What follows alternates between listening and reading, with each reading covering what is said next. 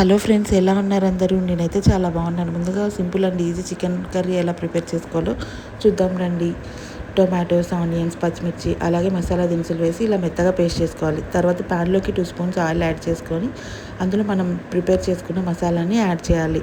మసాలా ఉడికేటప్పుడే మనం ముందుగా ప్రిపేర్ చేసి పెట్టుకున్న అల్లం వెల్లుల్లి పేస్ట్ యాడ్ చేయాలి. తర్వాత పసుపు యాడ్ చేసుకొని ఆయిల్ పైకి వచ్చే వరకు ఉడికించుకోవాలి. సాల్ట్ కూడా యాడ్ చేయాలి. తర్వాత చికెన్ ముక్కల్ని యాడ్ చేసి ఒక 2 to 3 మినిట్స్ వేయించి మూత పెట్టి ఉడికించుకోవాలి.